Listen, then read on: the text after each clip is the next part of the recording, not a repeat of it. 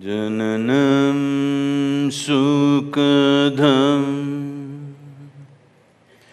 maranam karunam milanam maduram smaranam karunam kalavashadiha sakalam karunam samayadipate akilam karunam. Namaskaram. Namaskaram, all of you. Ladies and gentlemen, the word Kalyug, like our guest today, needs no introduction. We use the word Kalyug almost as a throwaway term in common language every single day. If we see something surprising or unusual or absurd, we use the word "Ye to Kalyug hai." It's a word that describes the fourth age of the Hindu world cycle, marked by decadence and depravity and darkness.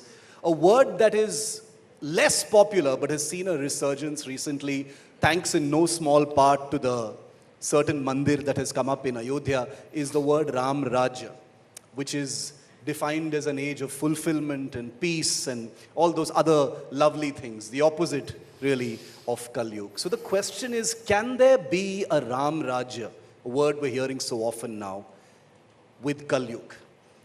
There's frankly no better person to answer that question than our guest today, Sadhguru Jaggi Vasudev, seen as a yogi, a mystic, a visionary, someone who has broken the internet several times before, 4.5 billion views on YouTube in 2023 alone, which is an incredible feat.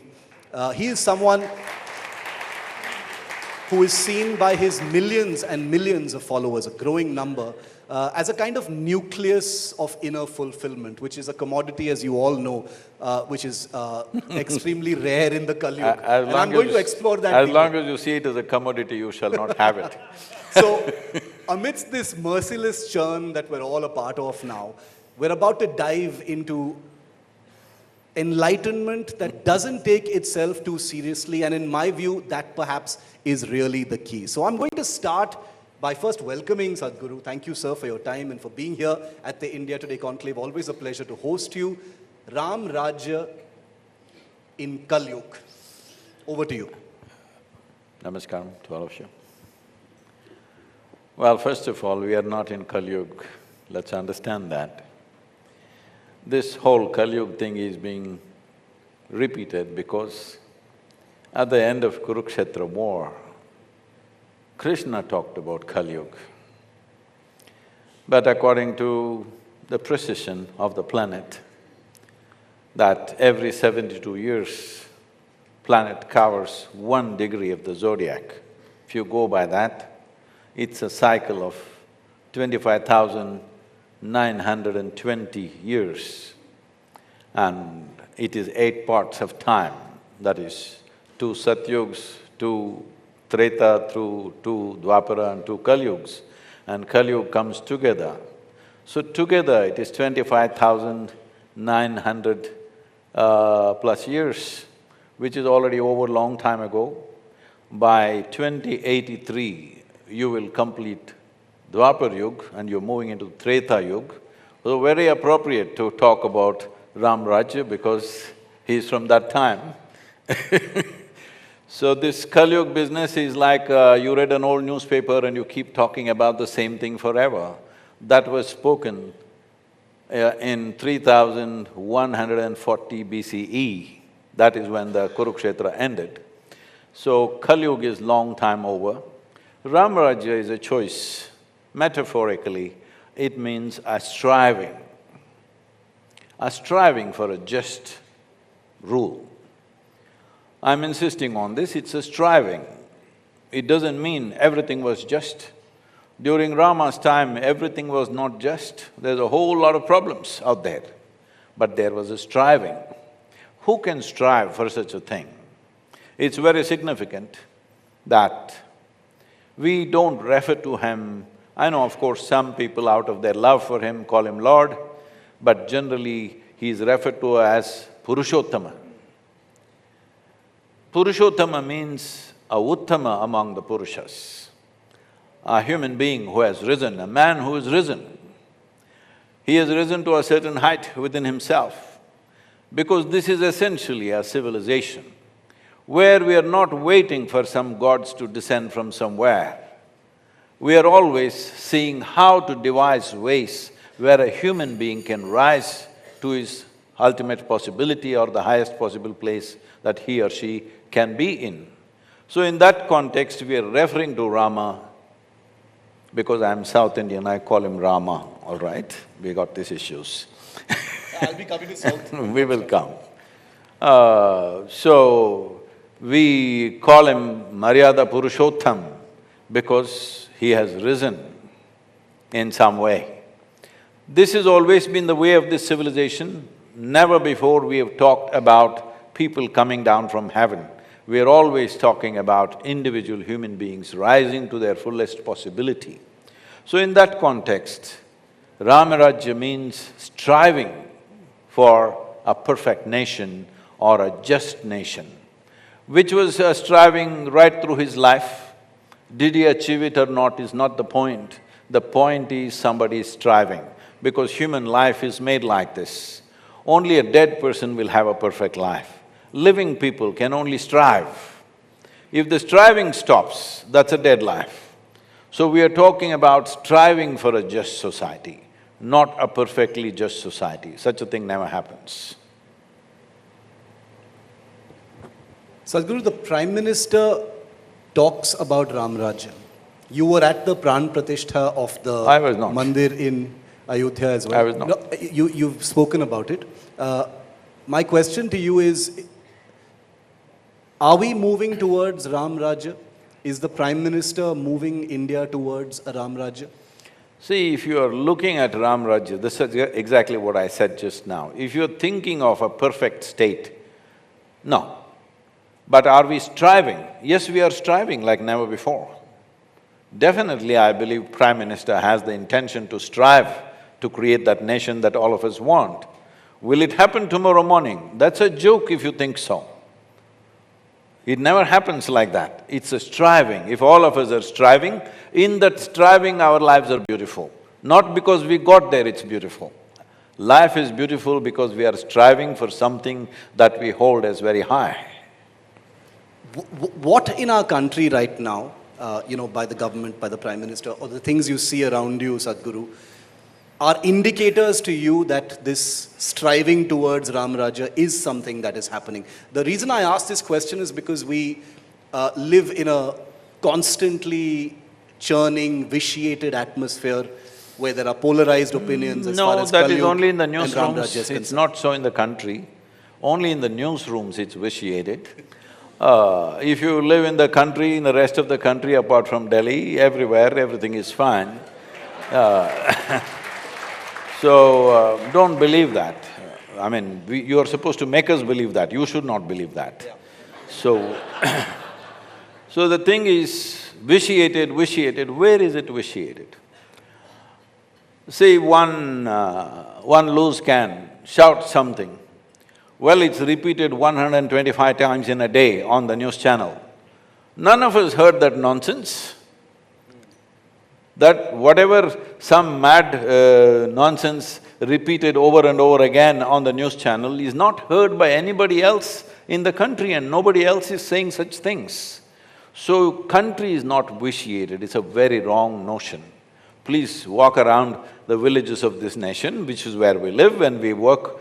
There is no any kind of vitiated divisions in the country. No, I was talking about the political sphere. I take your point about the media, but I was talking about No, I'm not trying to blame the media. It's media's business to highlight that. I'm not saying you shouldn't be doing it. I'm just saying, don't believe it because you're taking out certain things which make news, and that is not the nature of the nation. So in the nation, right now there is a huge striving for economic well-being. Is there a striving? Absolutely, absolutely, everywhere. There's a new hope in the villages, everybody is thinking they will live better.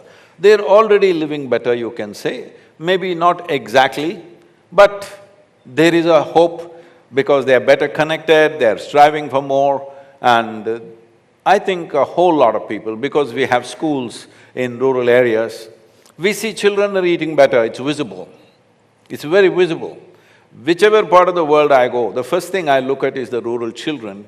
If you look at them, you know what is the condition of the society. Our children's condition has been terrible in the last 50 years. But today you will see in the last 3 to 4 years' time, young kids who come to school at 5 or 6 years of age, they are little better fed, which is an indicator, which is clearly visible. So are they striving? Yes, they are striving. Will we get there? I think we will, unless we goof it up in some big way. The way the trajectory is, I think in the next 5 years, there will be a significant change. Do you believe that everything will be perfect? No, that would be foolish to even think like that. But will people be living better economically? Yes. It is just that we have to manage the other aspects of life equally well. One important thing that's a concern for me is, right now on an average, the soil organic content, this is something maybe a strange language for all of you because you live in Delhi, because you don't use soil. You all came from Mars maybe, I don't know. I don't know where you come from, but the soil organic content in the nation, on an average, is 0.6%. The minimum organic content that is necessary to call soil as soil is 3%, but we're 0.6%. This is a disaster unfolding. You come from the south, next time you fly from Delhi to Bangalore or somewhere, every 5 minutes just look out and see, you see a brown desert which you call as India. This is dangerous. This is very dangerous, that any time things can just fold up on us. It doesn't matter how much industry we do, whatever other economic stuff we do, if the soil collapses, life will collapse in a very bad way. Some of the responsible scientists in the world are estimating between 2045 and 2055, 20% of the world's population could commit suicide, mainly because of soil nutrient deficiency. These are responsible scientists, these are not, rabble-rousers. That's, your work on soil conservation and Save the Soil is something that we've tracked very, very closely. And it's one of the things that's made you a climate leader as well across the world. We've seen your videos as well. Sadhguru, from soil, I want to sort of drag it back to a media issue, since you've blamed the media for vitiating the atmosphere. I didn't blame the media, I said… I described the media. The media must take… The media must take its share of the blame, there's no doubt about that. But, being a journalist, I must explore some themes that are, big headlines in the media and things that you've spoken about. Like I said, Sadhguru's videos have millions of views. 4.5 billion views in 1 year is certainly no small feat. And one of the videos that, has perhaps got some of the maximum views since 2019 was actually on the topic of CAA, the Citizenship Amendment Act, which kind of went into the doldrums during the pandemic, Sadhguru. It's back now with the rules being notified. You were seen as a proponent of them at a time when there were large-scale protests. 4 years later, Sadhguru, what do you feel about it? The government has decided to notify. The reason I ask is because it pertains to things like religion, faith, government. What do you think? It doesn't pertain to any religion. It is too little compassion coming too late. That's my description of CAA. Too little compassion, coming too late. Because when we left people on the other side of the border post-partition, there was hope that they will be well taken care of. And there was also a promise in the political space that if there are problems, we'll take you back. But over 75 years, they have faced the worst of the worst. And many of them are moved here over 30, 40 years ago, and they're still refugees in this country. Are we not ashamed?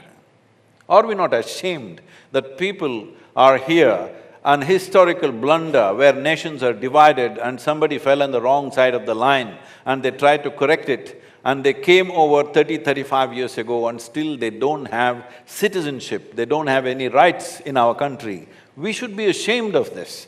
This is not a controversy. This is a matter of shame.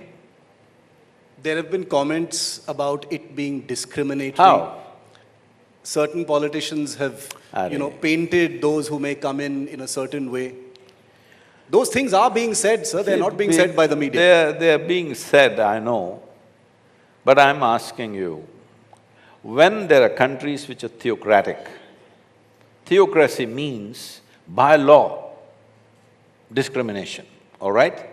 In the society, there is so much discrimination, it is also there in our society. We are not some perfect society. We have 1,000 varieties of discrimination in our society. But by law, nobody is discriminated in this country. But in the neighboring lands, by law they're discriminated. There is blasphemy laws, which if you just say a word, you could be hung for it. When these things are there, if people are persecuted and they want to come over, and that too you put a cut-off date. I don't think there should be a cut-off date, but you put a cut-off date for whatever reason, that's fine. As I said, it's too little compassion coming too late after people have suffered for decades. In the Kalyug that we live in right now… No, we are not in Kalyug, we are in Dwapar Yuga. Okay. You're saying it's not a Kalyug. As a journalist, I think there are many aspects of Kalyug that we live through. I'll explain it to you. Elections are a nuisance is something that Sadhguru had said many years ago. No, I did not say elections are nuisance. Let me There must be time for election and there must be time for administration. Yeah. If there is no time for administration and only election is going on, and once again, if I say something, don't think I'm blaming you, because of 24/7 news channels, if there is a by-election in Nagaland, you make me feel there is a national election going on. All right? That's because no election is small, sir. All elections are big. It is not small, but you must understand whether it is somebody else or you or me. Suppose we were in election, let's say we were politicians standing for election. The nature of the election is such, it's won on an emotional basis, not on the basis of sense and fact and figures. That's not how an election is won. Everywhere in the world, whether it's United States or UK or India, elections are won on an emotional basis, hello? Yes. So when that is the thing, we tend to say irresponsible things at the time of election. You must give us a margin because this is a democracy. 3 months before the election, we will say all kinds of things. But if there are elections throughout the 5 years, if you go on saying this throughout the 5 years, that becomes the narrative of the nation. That is a problem. Most people may not know this, and I want to just say that, most people may not know this, that one nation, one poll is a thing on the table right now. But it was actually Sadhguru who was one of the earliest people to talk about it. He was the first, one of the few people, I think back in 2008, if I'm not mistaken, 2008, I think. when he had said, why this constant 24/7, 365-day-a-year proximity to the next election. Every time an election gets over, we're very close to the next election. So do you believe Ram Rajya will be one nation, one poll? I think one important step towards Ram Rajya is one nation, one poll.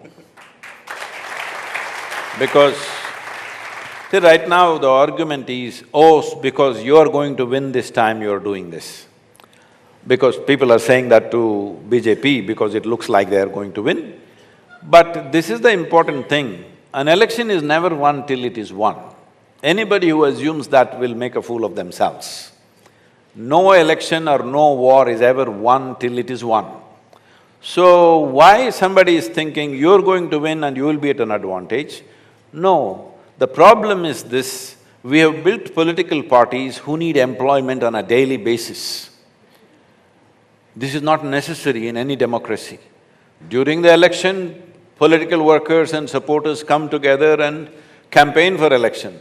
Throughout the 5 years, they're campaigning and they're asking for remuneration for that. This is not the way to run a nation. Definitely, once in 5 years is all we can afford. If you ask me, till we get to $10, $12 trillion economy, we should have election once in 8 years. I know people will want to kill me for this, but we should have election once in 8 years till we get to at least $12 trillion economy, because you are enjoying the rubbish that you're talking. You must go down to the villages and remote parts of the country and see people are living like cattle. Till you change that, you have no business to be talking about nuances of democracy. So not 5 years, 8 years. No, that won't happen. I'm just saying you need that much break to make significant progress. See, if any policy is brought in, any changes are made, for it to go down to the last man in the rural space, it will take 6 to 8 years to get there. If you don't give it that much time, before that policy happens, another election, some change will happen, another person will come and reverse the whole thing. This is not the way to run the nation if you're interested in the people. If you're only interested in your politics, that's a different matter. Politics are for people. People are not scapegoats for politics. Let's understand this. Sadhguru, there is a great deal of visible religiosity in politics. Apologies for dwelling on politics, but I am a journalist, so I just want to explore some of those themes. Is there a lack of spirituality in politics as opposed to spectacle and visible religiosity? And this comes at a time when, religion and the state is a central issue of debate and discussion. What would you call a spectacle? Something that's visible, something that catches your attention. Like Ram temple. Yes. So you must understand, this is the nature of this civilization, that every small thing, every aspect of our life, we make it celebratory. This is the nature of this civilization. If you take that away, we are not Bharatiyas at all. Because in this life, if a child is born, we will celebrate. We poke their ears, we celebrate. The child eats solid food, we celebrate. Child goes to school, we celebrate. Because this is the nature of our existence. Because without celebration, no matter what you have, you will become depressed over a period of time. Celebration does not mean eating and drinking as people understand in Delhi. Celebration means joy. Celebration means exuberance of life. So to bring that exuberance of life, many things are done. So our temples have always been celebration. Every day, there is some kind of celebration. Every day is a special day. Today is Ekadashi, tomorrow is Dwadashi, next day is something. Every day is a reason to celebrate because we understand human inner space so well. We know if you're not in a mode of celebration, you will naturally move towards depression. The world is going there. Watch my words. The world is going there. Sadhguru, you're always very visible. You're always in the news. I'm sorry. The things you say almost always go viral. Recently, and for an especially a young generation, you were in the headlines when you attended the pre-wedding celebrations of Anant Ambani in Jamnagar. Many of those videos have also gone viral. I just want to show up, remind this audience about what they saw, because everyone saw this on their phones. Can we just play that video very quickly? What is that? So this was that video in Jamnagar. That's Diljit Dosanjh, the famous singer, meeting very respectfully with Sadhguru. So my question to you, sir, is stars and tycoons and all those people over there. And my question is a very simple one. Did you feel out of place, or do you feel out of place in places like this? I'm asking. Not a loaded question. I'm in place anywhere on this planet. I don't know how I will be on the moon, but on this planet I'm always in place. The problem is, the cameras are on only when you're among certain people. I teach in the prisons in many parts of the world. You don't bring the cameras We've seen those videos. We've seen those videos. Yes. I work with the tribals and in the villages, no cameras come there. 70% of our work is in rural India, cameras don't get on there. Only when you're in big cities and in events, cameras are on, plenty of cameras. So, why would I be out of place in any way? They're just human beings. For me, there are no tycoons, there are no criminals, there are no tyrants. For me, there are human beings. And every human being has a space for transformation. A criminal can be transformed, a tyrant can be transformed, a tycoon can be transformed. So I am always on, it doesn't matter who he is. So I'd like to ask a personal question. I actually wanted to end with this question, but since you've talked about transformation, I'd like to ask you this question. You probably couldn't meet a more unspiritual person than me. I'm a non-believer, Really? I'm not spiritual. And we've actually had this conversation before, but, in terms of feeling intensely or faith. No, let me clear this. What would you say to someone like me, sir, since you're saying that everybody, in that sphere? See, everybody wants to be the best. I am the most unspiritual. Why are you the most unspiritual? I'm here. Because your idea of somebody says, I'm the greatest devotee, somebody says, I'm the worst atheist. It doesn't matter. Everywhere you want to be number one, don't be that. Nobody is number one, all right? It's a cyclical world, we all come and go. Nobody was born first. Are you Mr. Adam? You're not, right? So, nobody is number one. About your idea of being spiritual, your idea of being spiritual is somebody who is looking up and chanting a mantra or sitting in a temple or a church or a mosque. No, they are people who are looking for some kind of solace in an established form. But spirituality essentially means that you are a seeker. See, you must understand the fundamental distinction. When you say, I'm religious, you refer to yourself as a believer. That means you believe something. When you say, I'm spiritual, you refer to yourself as a seeker. When does somebody become a seeker? You can become a genuine seeker only if you realize, I do not know. If you see, I do not know, you don't have to label yourself, I am a seeker. The nature of human intelligence is such, if you realize, I do not know, it starts looking, it starts seeking. So seeking is not a concocted version of life, it is the nature. If you don't mess with life, if you don't mess with your children, they are all natural seekers. If you don't tell them stories for which you have no basis, they are all natural seekers. But why do you become a believer? You cannot handle the uncertainty of seeking, so you become a believer. What will you believe? What somebody said.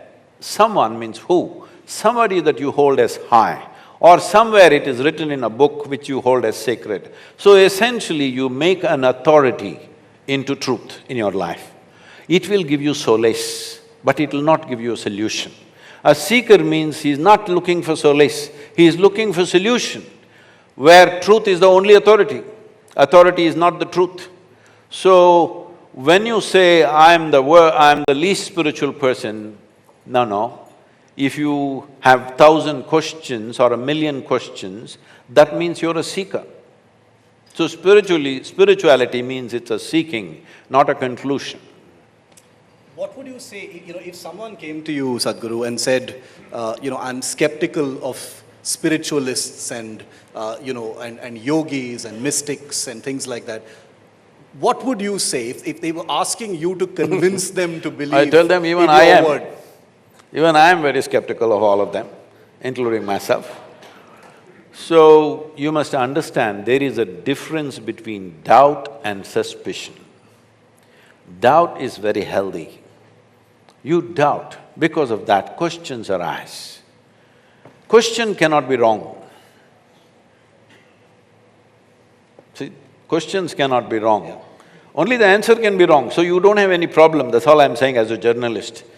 Because you're always asking questions, and questions cannot be wrong. So if somebody thinks a question is wrong, that's because they don't have an answer.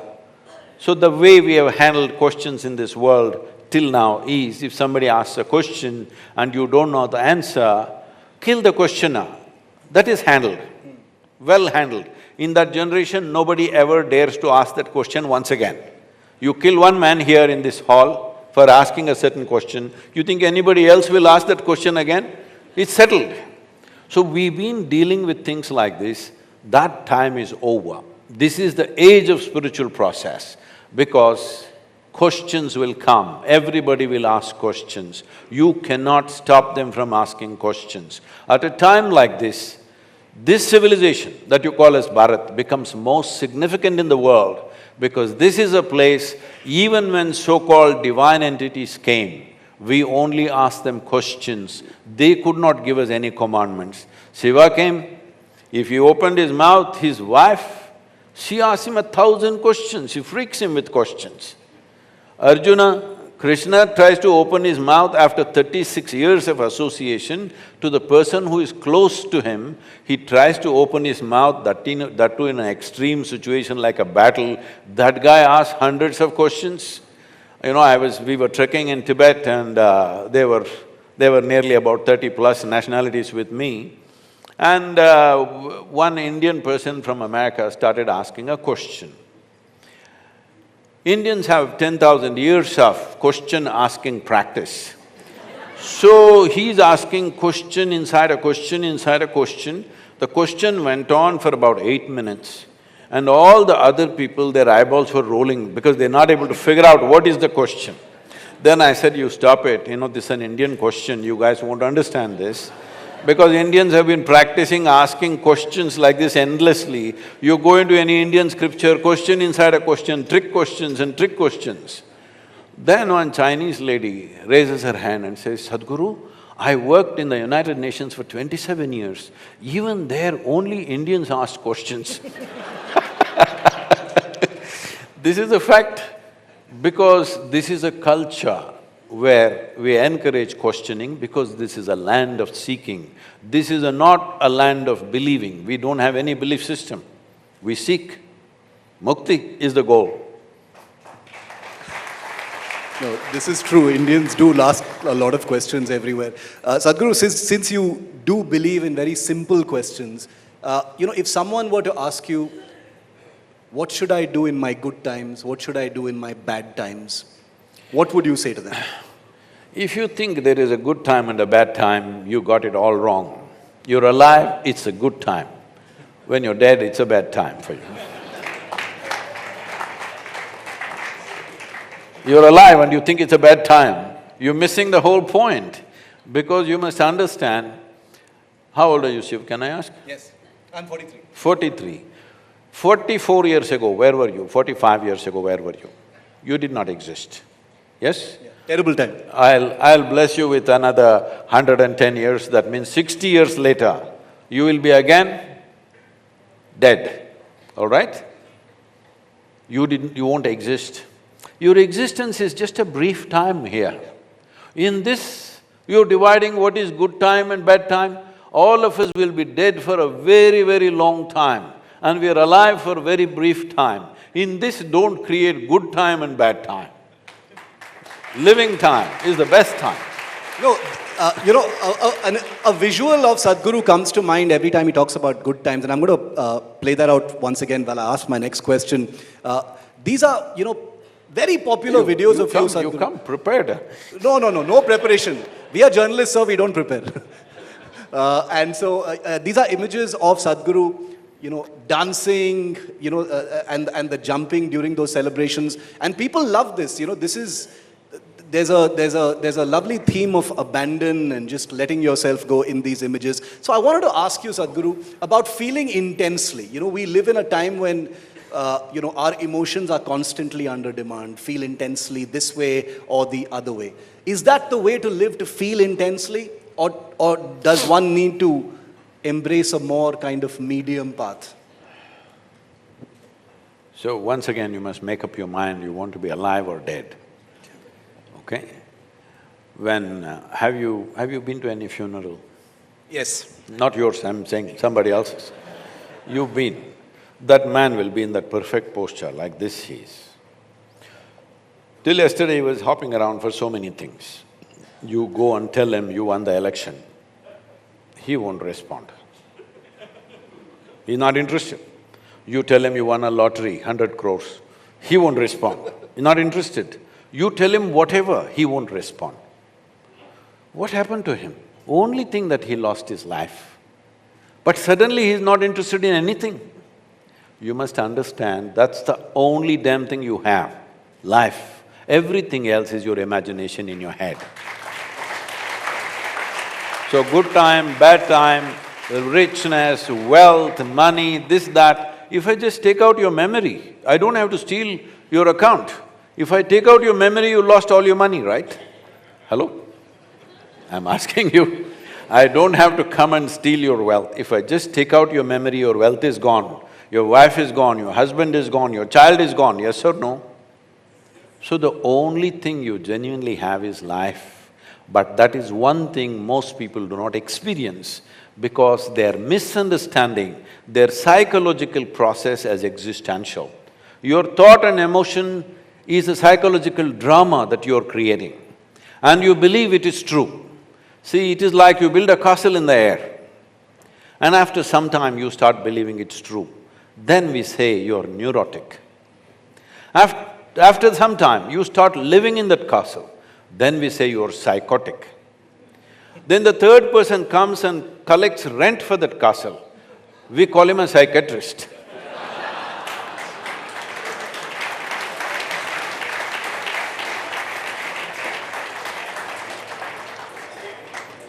Amazing metaphor, Sadhguru. I'm picturing it in my mind right now. You know, So do not ever think your psychological reality is reality. Psychological reality is made by you. I'm asking all of you, right now can you think of a tiger? Hello? Like the Prime Minister was asking me to close your eyes, I won't do that. But if you close your eyes, can you think of a tiger? Mountain? Ocean? River? Flower? So you can create any reality you want in your mind. But now you've gotten into compulsive cycles that you think is real. No, it's your drama. If your drama is not directed by you, you're a disastrous drama. You know, speaking of drama, Sadhguru, and that brings me to a question I wanted to ask as well, which is that in this age, I know you insist that this is not Kalyug, but in this age when… No, that is according to the Yeah, okay. cycle of the earth, not me. Okay, What is Kalyug and Treta Yuga is not a question of opinion. Okay. It's a time. the search for meaning, you know, has increased in a time of, you know, post-pandemic suffering, people, you know, feeling lonely, feelings of isolation, etc., has led to a profusion in some ways of, you know, of quacks online, people who distribute kind of pop spirituality. In this age, and you are so popular and people follow your words so closely, how do people differentiate from, you know, a real spiritualist perhaps, for want of a better phrase, and someone who's fake? You know, we see people getting exposed all the time. Jay Shetty, who is, you know, globally, you know, praised, etc. He's been, you know, written about recently as having faked his past, etc. How do people differentiate, sir? See, you don't bother whether somebody is real or fake. If it works for you, just do it. If it doesn't work for you, just ditch it. Why are you wasting your life trying to make a judgment whether somebody is real or fake? That's not your business. Your business is whether it works for you or not. Your following speaks for itself, so there's no question about that. But, you know, you've been criticized in the past. I'm sure there are people pursuing you all the time. Nobody has criticized me. Endless abuse. Abuse. So that is one thing that's, that I want to talk about. How do you handle the abuse? Because I don't handle the abuse. I imagine. Because the abuse is in their head, why should I handle it? I don't handle the abuse. See, they're constantly writing fiction about me. I leave it to them if they're enjoying it. Well, if it impedes my work, then I deal with it. Otherwise, whatever anybody is saying, I don't respond to it because it's in their head. What can I do? See, right now, for example, I'm sure this is all over, so I will say this. We are about 130 kilometers away from an elephant corridor.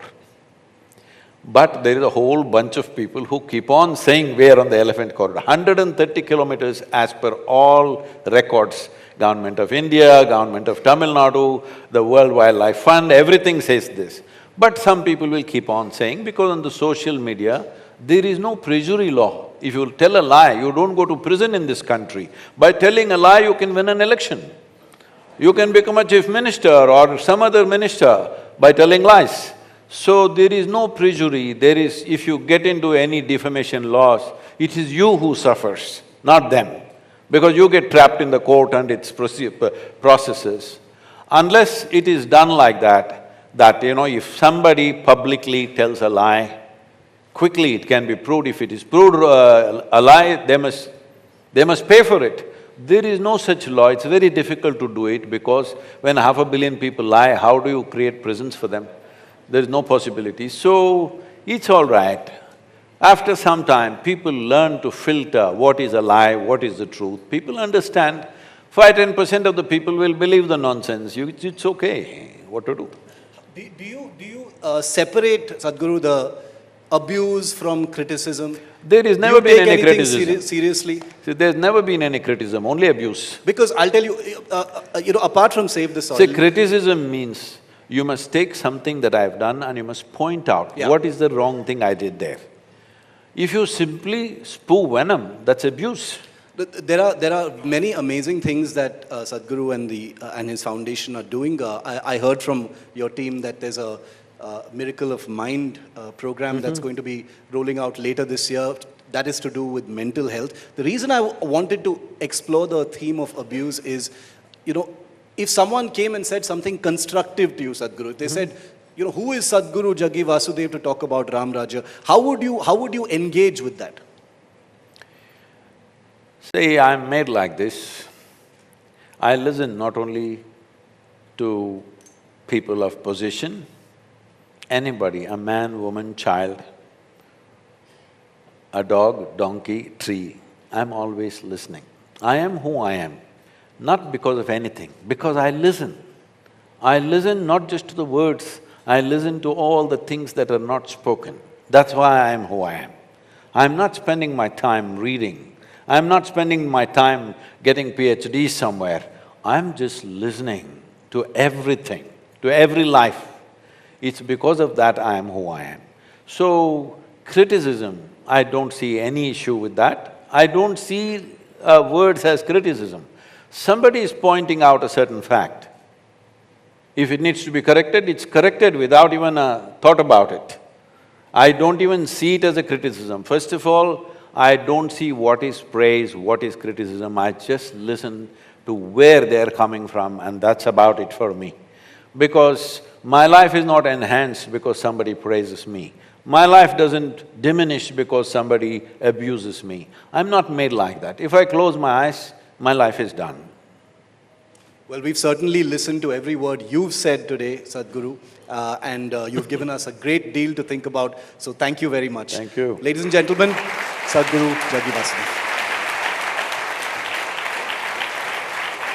Thank you very much, Sadhguru, for joining us here at the India Today Conclave.